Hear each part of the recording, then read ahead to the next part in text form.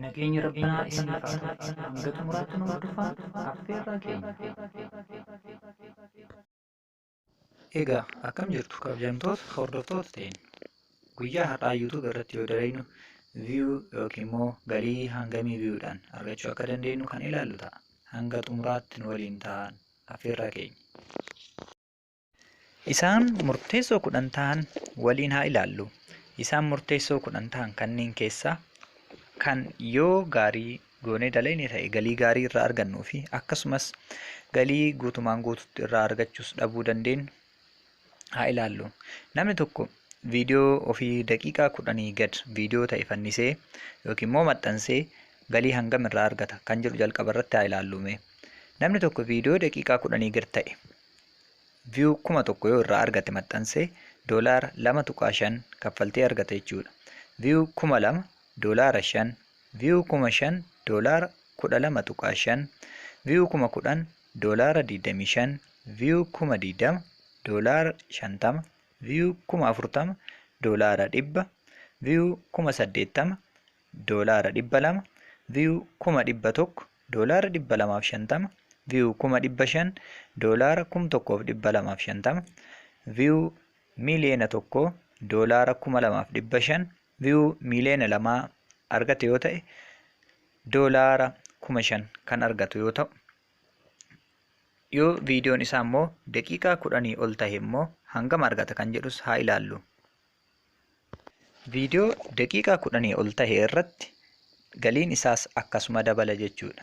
Viidiyoon daqiiqaa 10 gadii irratti viiyuun 1,000 $2.5 yoo ta'u, viiyuun daqiiqaa 10 ol yoo ta'e view 1,000 irraa $5, view 2,000 irraa $10, view 5,000 irraa $25, view 10,000 irraa $50, view 20,000 $100, view 40,000 $200, view 80,000 $400, view 100,000 $500, view 500,000 $2,500, view miliyoona 1 $500, viiyuun miliyoona 2 $10,000. Haaluma kanaan hanga xumuraatti hojjettanii herreega isaa argachuu dandeessu jechuudha. YouTube irraa galiin haala garaagaraatiin argamuu danda'a. Inni jalqabaa kireetarsoota yookiin immoo uumtota viidiyoo ofii uumuudhaan gara chaanaalii ofii warroottan maxxansan galii hedduu kan argatanii fi waan maxxansan san irraa galii hedduu sassaabachuu viidiyoo hedduu maxxansuudhaan galii hedduu kan argatan yoo ta'u, isaan lammaffaan beeksifattoota warroottan beeksisa ofii achirratti maxxansaniitiin beeksisa saniif oomisha isaanii san beeksifatanii kaffalanii kaffaltii isaan kaffalan sanirraa galiin argamuu jechuudha. Isaan sadaffaan immootu hordoftoota. Hordoftoota jechuun yookiin immoo daawwattoota yuutuubaa jechuun viidiyoo anamma maxxansu kana warroottan daawwatan sun ani maxxansaa ta'eet isin immoo daawwattoota taatanii isiniin daawwattoonni sunis galii kan argattan ta'a jechuudha. Kana jechuun kaampaaniin yuutuubaa kunis namoottan sadiin kana wal qunnamsiisuun galiin akka argamu yookiin immoo galii akka argatan kan taasisu jechuudha. Fakkeenya haa ilaallu. An viidiyoo kana yeroo maxxansutti namni tokko daawwachuudhaaf gara viidiyoo kanaa dhufa. Yeroo an viidiyoo kana maxxansuu deemutti namni oomisha ofii beeksifachuuf dhufe tokko viidiyoo kee irratti oomisha kiyya yeroo tokko yookiin immoo yeroo lama yookiin immoo yeroo sadi naaf beeksisi. Yeroo ati oomisha kiyya kana naaf beeksiste hanga ilaalcha achirratti mul'ate saniin ani immoo siif kaffalaa naan jedha jechuudha. Yeroo inni naaf kaffalu sanitti isiniin daawwattan sun waan daawwattaniif anis galii argadha, isinis galii argattu.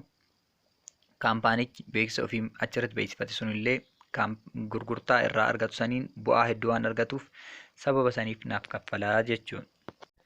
Egaa kaffaltii YouTube irraa argannu kana haala kamiin nuuf kaffalama kan jedhu immoo bal'inaan kan ilaallu ta'a.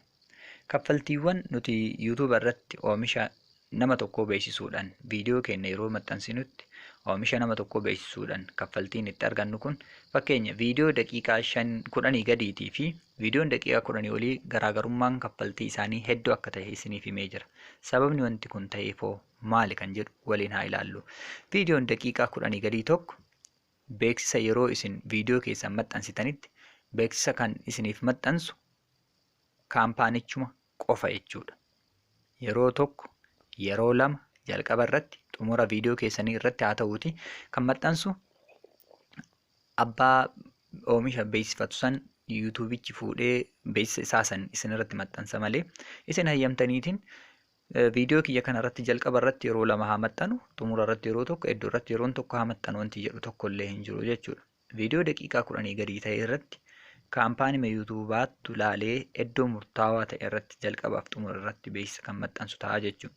Kana jechuun beeksisa jalqaba irratti maxxane san ilaalame yoo ta'e namni kumni tokko akkuma jalqaba isiniin jedhe beeksisa jalqaba irra jiru san qofa ilaalee bira dabre yoo ta'e $2.5 irraa argattanii jechuudha isin. Yoo viidiyoo daqiiqaa 10 olii yookiin immoo viidiyoo daqiiqaa 10 fi sanii ol ta'e tokko isin maxxansitan kaampaaniin yuutuubaa kun isin gaafata beeksisa yeroo meeqa isiniif haa godhu, yeroo meeqa isiniif haa maxxansu, eessatti haa maxxansu jedheetiin isin gaafata. Beeksisa kana kan hayyamu isinii jechuudha. Viidiyoo fakkeenya viidiyoo daqiiqaa 15 hojjettan yoo ta'e yookiin immoo viidiyoo daqiiqaa 20 hojjettan yoo ta'e beeksisa kana yeroo 5 haa maxxanu yoo jettan daqiiqaa 4 beeksisni kun akka maxxanfamu taasiftan jechuudha. Ni hayyamtaniif iddoo haga kanaa irratti na haa maxxanu.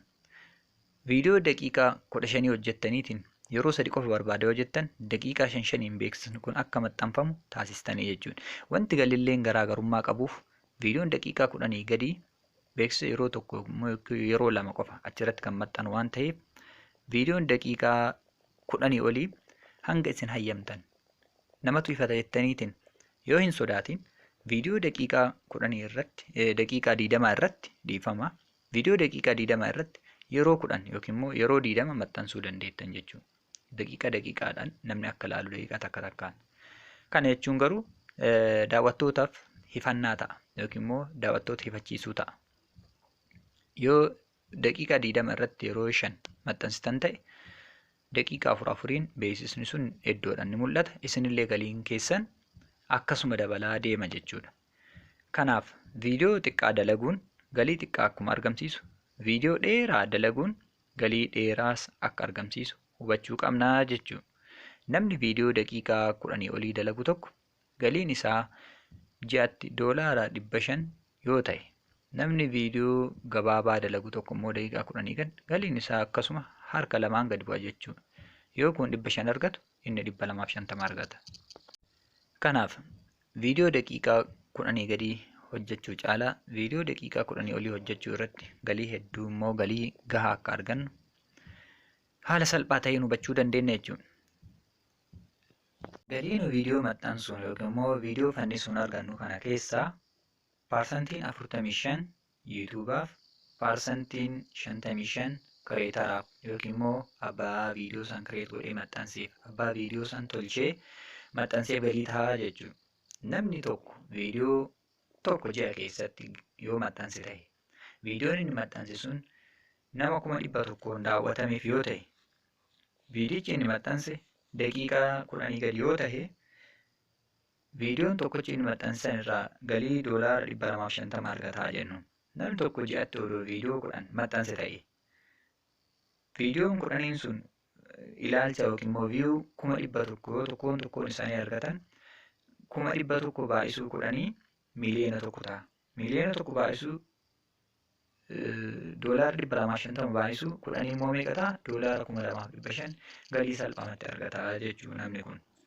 Kanaaf ji'a keessatti viidiyoo tokkos haa ta'u 2, 3, 4 akkuma maxxansaa baay'isaa deemnuun galiin keenyallee akkasuma dabalaa deema. Viidiyoo tokkorraa ilaalcha viyuu 100,000 arganne $250 viidiyoo daqiiqaa 10 gadiitirraa arganne ta'e $250 yookiin immoo $500 viidiyoo daqiiqaa 10 olirraa arganne yoo ta'e akkasuma viidiyoo 3 yoo maxxansine ta'e $750 galiin keenya salphaamatti ta'a.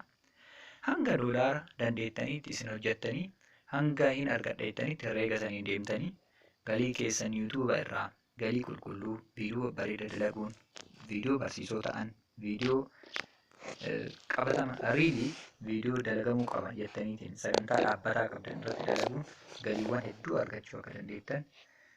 Egaa amma kallattii maamee wantoottan galii viidiyoo keenyaa yookiin immoo yuutuuba keenyaa dabaluu fi hir'isuu danda'an kurnan jedhe keessaa hanga murtaa'aa ta'e tokko haa ilaallu.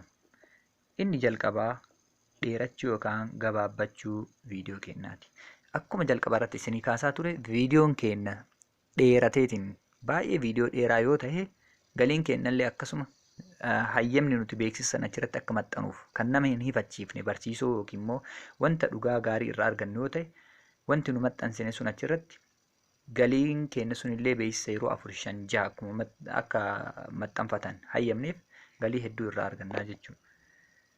Lammaffaa irratti immoo hangamsiif ilaalame kan jedhu jalqaba irratti akkuma isiniif kaasaa ture viyuu 1,000 hanga viyuu miiliyoona 2tti isiniif lakkaa'ee ture. Kasanii ol hafe immoo isin lakkaa'adha.